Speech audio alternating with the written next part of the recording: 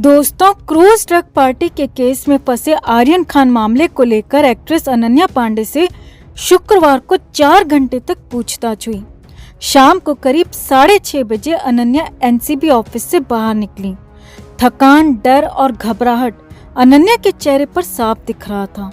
सिर्फ अनन्या ही नहीं, बल्कि उनके पिता चंकी पांडे भी बेहद मायूस और उदास दिखाई दिए, क्योंकि पहले लग रहा था कि अनन्या से सिर्फ फॉर्मल पूछताछ होगी, मगर अब कई चीजें हाथ से निकल चुकी हैं, क्योंकि अनन्या से पूछताछ के बाद एनसीबी के अधिकारियों की हाई लेवल की मीटिंग भी हुई है। माना जा रहा है कि आर्यन खान और अनन्या पांडे के साथ ही 2 और स्टार किड्स को लेकर कुछ बड़ा होने वाला है और एनसीबी अब एक और बड़ा धमाका करने की तैयारी कर रही है। तो क्या हुआ एनसीबी की हाई लेवल की मीटिंग में और कैसे अनन्या को एनसीबी ने दिए हैं सिर्फ 2 ऑप्शंस? कैसे अनन्या पांडे बुरी तरह फंस गईं और सोमवार को अनन्या की किस्मत का क्या फैसला आएगा, आपको सब कुछ सिलसिलेवार तरीके से बताते हैं। आप भी वीडियो को लाइक और शेयर कर अपना प्यार और सपोर्ट दिखाएं और कमेंट में अपनी बात, अपनी राय जरूर रखें। तो आर्यन खान केस को लेकर आया तूफान अभी थमने का नाम नहीं ले रहा।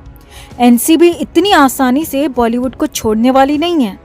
आर्यन खान के बाद अनन्या पांडे और अनन्या पांडे के बाद 2 और स्टार किड्स पर मुसीबत आती साफ दिखाई दे रही है, क्योंकि अभी तो एनसीबी ने अनन्या के फोन और अन्य गैजेट को फॉरेंसिक जांच के लिए भेजा है और एनसीबी को पूरा शक है कि फोन की डिटेल में बहुत कुछ सामने आएगा।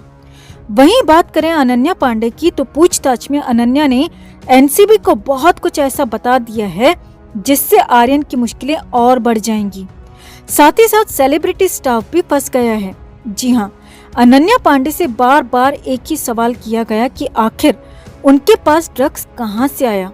वो कैसे आर्यन से कह रही हैं कि वो गांजा अरेंज करवा देंगी। एनसीबी ने अनन्या से ये पूछा कि और किस किस तरीके की ड्रग्स अनन्या ने आज तक खरीदी है और आर्यन को दी है। अब अनन्या ने पहले दिन तो इन सब सवालों का कोई जवाब नहीं दिया, मगर दूसरे दिन अनन्या को समझ में आ गया कि अब झूठ बोलने का कोई फायदा नहीं है, क्योंकि एनसीबी सब कुछ जानती है। एनसीबी को सब कुछ पता है, वो सिर्फ उनके मुंह से सच उगलवाना चाहती है।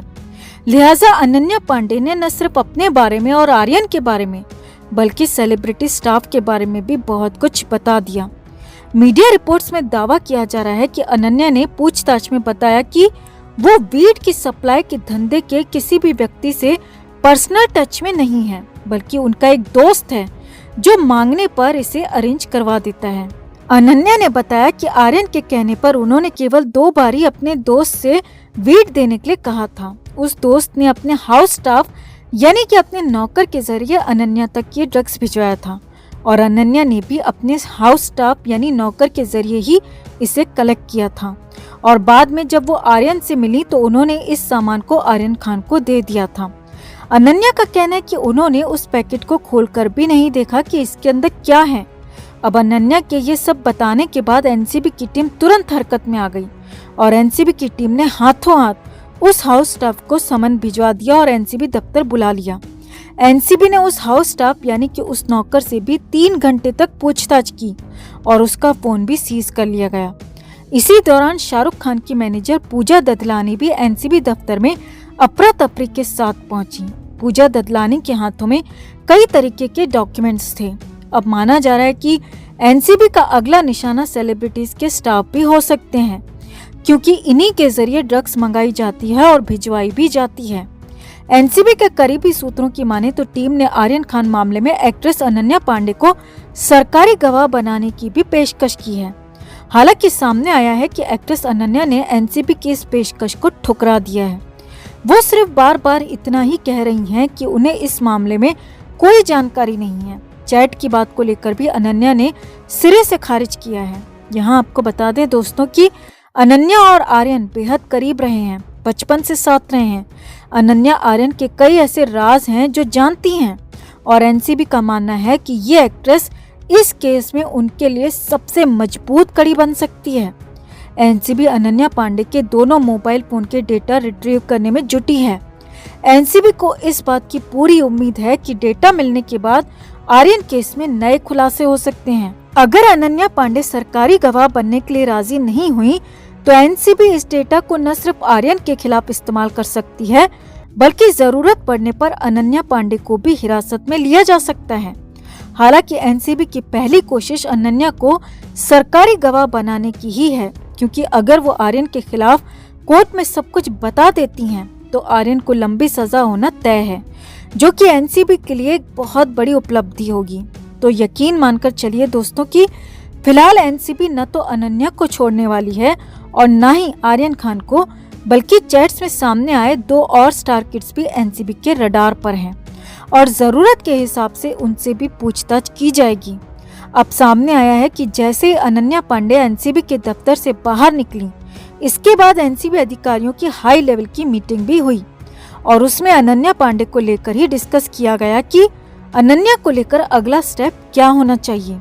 तो आपको क्या लगता है, क्या अनन्या सरकारी गवाह बनेगी या फिर अनन्या भी आर्यन की तरह सलाखों के पीछे पहुंचेंगी?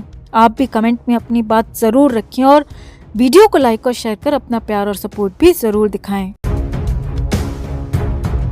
दोस्तों, ड्रग्स केस में अरेस्ट आर्यन खान को जेल में 19 दिन हो चुके हैं। शुरुआत में खबरें आई थी कि वो बिना कुछ खाए पिए चुपचाप बैठा रहता है। अब उसकी दिनचर्या में थोड़ा बदलाव आने लगा है। साथ ही साथ आर्यन अब जेल में कुछ ऐसा करने लगा है जिसे देख लोगों में बेहद ताज्जुब है और ये बात जानकर आपको भी ताज्जुब होगा। तो बताते हैं आपको कि जेल में आर्यन अब अपनी रिहाई के लिए क्या करने लगा है, जो बाकी कैदियों के बीच कौतूहल का विषय बन गया है। आप भी वीडियो को लाइक और शेयर कर अपना प्यार और सपोर्ट दिखाएं और कमेंट में अपनी बात अपनी राय जरूर रखें। तो बताया जाता है कि रिहाई का इंतजार कर रहा आर्यन रोज जेल में होने वाली आरती में शामिल हो रहा है। जी हाँ दोस्तों, जेल सूत्रों के मुताबिक आर्यन की बैरक में बने मंदिर में हर शाम 7 बजे आरती होती है। वो आरती पूरी होने तक वहीं रहता है। आर्यन को क्रूज पर पार्टी के दौरान 2 अक्टूबर को एनसीबी ने हिरासत में लिया था। शाहरुख खान गुरुवार को बेटे से मिलने आर्थर रोड जेल पहुंचे थे। वे करीब 18 मिनट तक वहां रुके। इस दौरान उन्होंने इंटरकॉम पर कांच की दीवार के पीछे खड़े आर्यन से 10 मिनट तक बात की। बताया जाता है कि मुलाकात के बाद शाहरुख जैसे ही लौटे, आर्यन विजिटर रूम में ही रोने लगे। इस दौरान जेल के एक संतरी ने उसे चुप करवाया। एक कैदी ने उसके कंधे पर हाथ रखकर शांत रहने के लिए कहा। जेल सूत्रों के मुताबिक आर्यन जब विजिटर रूम से लौट रहे थे, तब मुलाकाती कक्ष के बाहर लगभग 20 लोग लाइन में लगे थे। आर्यन की आंखों से आंसू निकलते देख उन्होंने भी उसे चुप कराने की कोशिश की। कुछ ने दिलासा दिया कि अगली बार उन्हें जमानत जरूर मिल जाएगी। एक ने कहा कि टेंशन मत लो, तुम दिवाली घर पर ही मनाओगे। इसके बाद 2 संतरी आर्यन को लेकर बैरक में चले गए। जेल सूत्रों के मुताबिक आर्यन ने बैरक में लौटने के बाद काफी देर तक कुछ नहीं खाया। वो एक कोने में शांत बैठा रहा। 1-2 बंदियों के सवालों का सिर हिलाकर जवाब भर दिया। शाहरुख जब आर्यन से मुलाकात कर रहे थे, तब उनसे कुछ दूरी पर एक बुजुर्ग महिला भी खड़ी थी, जो अपने बेटे से मिलने जेल पहुंची थी। महिला का बेटा हत्या के आरोप में जेल में बंद है। महिला ने शाहरुख को देखकर सलाम किया। इसके जवाब में शाहरुख ने भी उन्हें आदाब किया और आगे बढ़ गए।